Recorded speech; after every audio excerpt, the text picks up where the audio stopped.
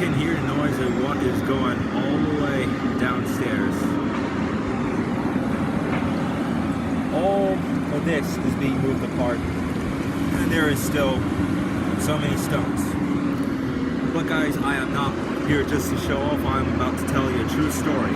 Not only on one event, but it is indeed a series of events. It would definitely be worth wearing these safety goggles in an area like this where there's so much stone and rock everywhere. Yeah, fooling you guys. Anyway, time to get to this story. So, throughout my years of middle school and my first year of high school, at the beginning of the year, it was just like any other school year, you know, get to welcome your new friends and get to meet the ones that you met before again after a long summer break, and get to meet some new teachers and some that you've already met before. It's normal. But a few weeks pass, and then we get to have what we called Trips Week. Now guys, you are going to be very surprised when I tell you that all of the school trips that I've had are based on history. You know, so we can learn what happened back in ancient history, you know, not just the 20th century, but as well centuries and even millenniums BC. So in my first trip, I had been to Gallipoli, which during the time of World War I was a part of the Ottoman Empire, along with some other countries in the Balkans. And so, on the first day of that trip, the first full day, we started off the day by getting on a big bus, and then we parked all the way down next to the bottom of the mountain. But then we had some fun at first. So, you know, we were taking pictures, taking videos of ourselves, like running about, throwing rocks in the sea, doing crazy stuff like that. But then we got to this point that we hiked. We hiked all the way until the top of the mountain, in which we have seen a landmark of Gallipoli. We haven't seen any trenches until later though, but the hiking part was really, really tough. Because at the end of the hike, it was like I couldn't even walk anymore, and when we got back to the hotel even later in the day, I have realized that some parts of the skin of my right feet, the back of my right feet, had fell off. Like it was hurting really bad, and some part of it came off, and it's like I couldn't even walk.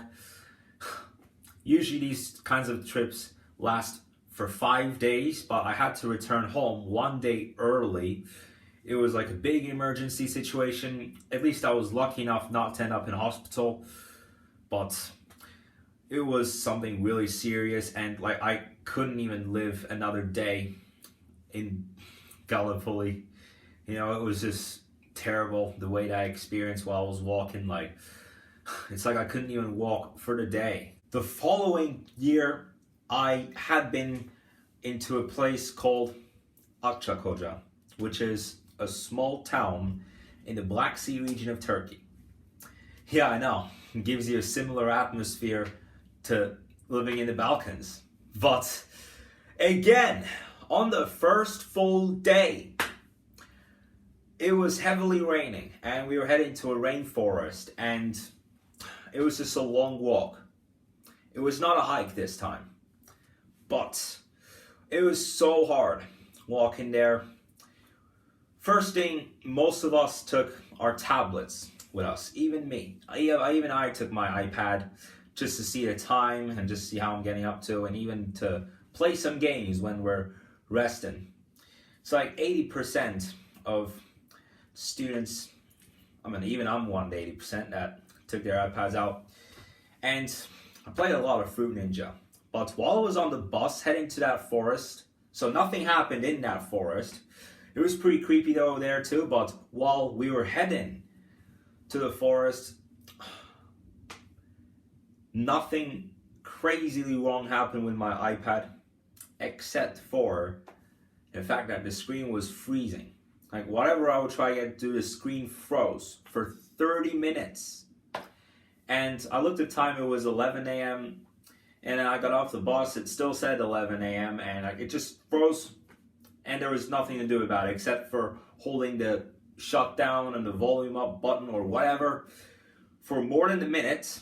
And that's the only way I got to solve it. And wow, that was like one of the luckiest achievements that I have done myself. I was just so lucky to get my iPad to work while I was on a school trip. I was just so lucky, and that was like one of my luckiest experiences. But while that was happening, like, I was such a big curse. I was even addicted to Fruit Ninja at that time. Then after that, we had been to a place called Kuşadası, which this time is in the Mediterranean parts of Turkey. Oh, I love to live in the Mediterranean.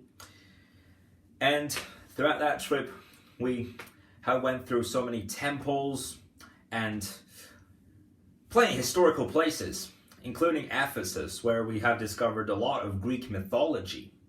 So we have been to some Greek islands too, and discovered the history over there. That was one adventurous part, but the curse was actually on the last full day of that trip. Get that? So, we were actually walking around the temples of Pamukkale, which is not even that far. But I didn't even bring a bottle of water with me. Well, everyone else did. Like, I didn't, everyone else did. And it was so hot. And, you know, we came to this temple where you clap and it echoes. Like you... I mean, just now it didn't echo, but you clap and it echoes.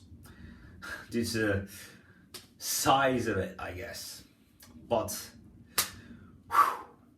getting back on the bus, they provided us some water, and I just drank it all in 4 seconds. They didn't even give us big bottles of water, they just gave us small size. And like, wow, I was just so dehydrated. I didn't even drink for 3 hours, and I even had a stomachache from that. Like, after not being able to drink that much water, I had a stomachache when we got back on that bus after having discovered the temples and pretty much everything else at Pamukkale. And that was just a really tough experience. And last but not least, I had been to the Lycian side, which we had done a hike there. But one day before that, so it was not the first but the second full day of that trip that I've had with my class, we were climbing on the hills. We were found in a gorge of the Lycian Way. We started off with a raft, and that was actually really fun.